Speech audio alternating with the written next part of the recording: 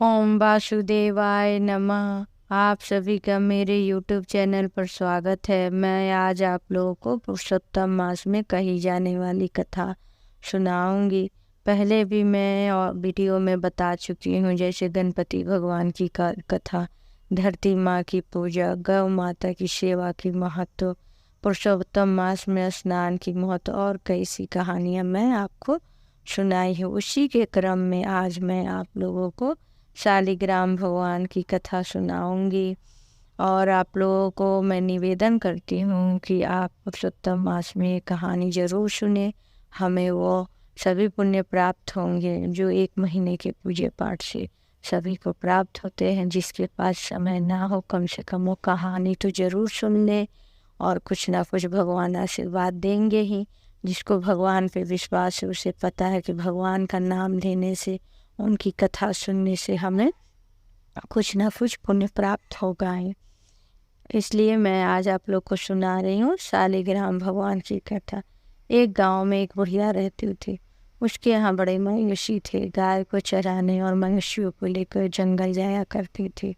और उसके एक बेटा और बहू भी थे जो बड़े ही अच्छे थे। बेटा भी काम पे जाता था। बूढ़ी माँ भी सुबह उठ के स्नान ध्यान करके फिर शालिग्राम भगवान का स्नान करा के, उनका दीप धूप जला के, पुष्प चढ़ा के पूजा करती थी।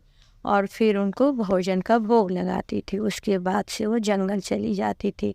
वहाँ मवेशियों को चरा के घूम लेके आती थी। फिर दूध निकालती थी, दही जमाती थी, मक्खन घी। दिन भर बूढ़ी माँ इसी सब कामों में लगी रहती थी। और उसके बाद से शाम को आरती करके फिर भगवान को भोग लगाती थी। उसके बाद ही भोजन ग्रहण करती थी। इस प्रकार से बूढ़ी माँ का पूरा दिन गौ माता की सेवा और मवेशियों की देख रेख और ये शालिग्राम भगवान के पूजा पाठ में बीतता था। उनके घर में किसी चीज़ की कोई कमी नहीं थी।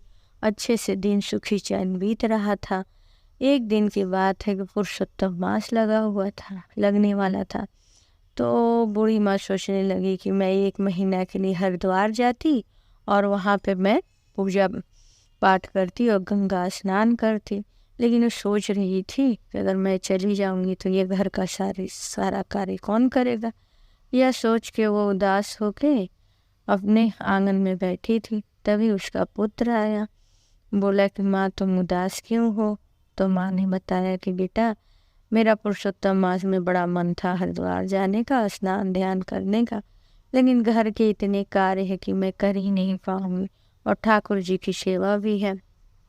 तब बेटा बोला, अरे माँ तुम चिंता क्यों कर रही हो, सारे काम तुम्हारी बहू कर देगी। तो बोली, अरे बेटा, घर का सारा कार्य करना, फिर ठाकुर जी की पूजा करना, उनको भोग लगाना, फिर उसके बाद से मवेशियों को ले जाकर जंगल में चरा कर लेना, फिर उनके बाड़े साफ करना, फिर गाय के गोबर से उपले बनाना, फिर गाय के दूध दही मक्खन घी निकालना, ये सारे कार्य करना, फिर इनको बाजार में ले जाकर बेचना, बहुत से कार्य। इतना कार्य कैसे बहू अकेले कर पाएगी, नहीं कर पाएगी। यही सोच के मैं अपने मन से थोड़ी दुखी हूँ। बेटा बोला कि माँ ऐसी बात नहीं है, रुको मैं तुम्हारी बहू को बुला दो। वह अपनी पत्नी को आवाज़ लगाई। आई, बोली क्या बात है। तो बोला कि माँ का मन है हरिद्वार स्नान करने जाने का, लेकिन इतने इतने कार्य हैं, क्या तुम कर पाओगी। उसकी बहू बहुत ही सीधी सादी थी। उसको दीन दुनिया और किसी प्रकार के झूठ परपंच से उसे कोई मतलब नहीं था। बड़े ही अच्छी गुणवान, बहुत ही सीधी सादी। वो बोली, हाँ माँ जी, मैं सारा कार्य कर लूँगी। मैं आपको वचन देती हूँ, मैं सारा कार्य ठाकुर जी की सेवा भोग सब करूँगी। आप बिल्कुल चिंता ना करें, और आप जाइए और स्नान करके 1 महीने में आइए हरिद्वार से, मैं सारे कार्य कर दूंगी। फिर उसका पुत्र बोला, देखी माँ, तेरी बहू सारे कार्य को कर लेगी, तो चिंता मत कर। दूसरे दिन उसने अपनी बहू को सारे कार्य समझाए, कैसे ठाकुर जी स्नान करने के बाद ठाकुर जी का स्नान कराना है, धूप दीप नैवेद्य चढ़ाना है, भोजन चढ़ाना है, पर्दा कैसे ठाकुर जी के कमरे में लगाना है, फिर उसके बाद से मवेशियों को लेके जंगल में जाना है, उनको चरा के लाना है, फिर बाड़े साफ करना है, गोबर के उपले बनाने हैं, फिर दूध निकालना, दही निकाल, तमाम हम काम जितने भी काम थे वो सब अपनी बहू को समझा के वो हरिद्वार चली। इधर बहू ने सारे काम बड़े मन से सुबह उठ के भगवान ठाकुर जी को स्नान ध्यान करा के उनकी चौकी साफ करके नए वस्त्र पहना के सब करके वो कर दी। भोजन बना के भोजन रख दी, उसके बाद मायूसियों को लेके चली गई। जब वो लौट के आई तो गई ठाकुर जी को देखी, तो देखी भोजन तो ऐसा ही थाली में पड़ा हुआ था। तो सोची क्या बात है, ठाकुर जी को बहुत विनती करने लगी, हे भगवान आप खा लीजिए, क्या गलती हो गई कि आप नहीं खाए। फिर उसके ध्यान आया कि पर्दा नहीं लगा, तो बोले ओहो पर्दा नहीं लगा था इसलिए आप नहीं खाए। वो पर्दा लगा के बाहर चली गई, बैठ गई और कुछ घर का कार्य करने लगी। फिर थोड़ी देर बाद आई तो देख रही है कि वो भोजन जो का त्यों पड़ा है। अब वो बहुत रोने लगी, बोलने लगी ये भगवान मैंने अपने सास को वचन दिया है आप भोजन नहीं करेंगे तो कैसे क्या होगा, मेरी सास भी 1 महीने बाद आएगी, तो फिर 1 महीने में तो आप बड़े दुबले हो जाएंगे, कमज़ोर हो जाएंगे, बीमार हो जाएंगे, मैं क्या करूँ, आप भोजन नहीं करेंगे, मुझसे कोई गलती हो गई है तो माफ़ कर लीजिए, कृपा करके अब भोजन ग्रहण करें। रोने लगी। उसके बाद से रोते हुए जब भोजन नहीं कर रहे थे शालिग्राम भगवान, तो फिर वो बोले ठाकुर जी आप जब तक भोजन नहीं करेंगे मैं भी भोजन को नहीं छूऊंगी। और रोने लगी। फिर तब भगवान ने देखा और कहा कि अरे ये तो मेरी परम भक्त है, अगर मैं भोजन नहीं करूँगा तो इसकी सास 1 महीने में आने वाली है, तब तक तो ये भोजन बिना इसकी मृत्यु हो जाएगी और मुझे इसके मृत्यु का पाप लगेगा और मेरे ना भोजन करने से मुझे तो कुछ नहीं हुआ लेकिन इसको ज़रूर कुछ होगा।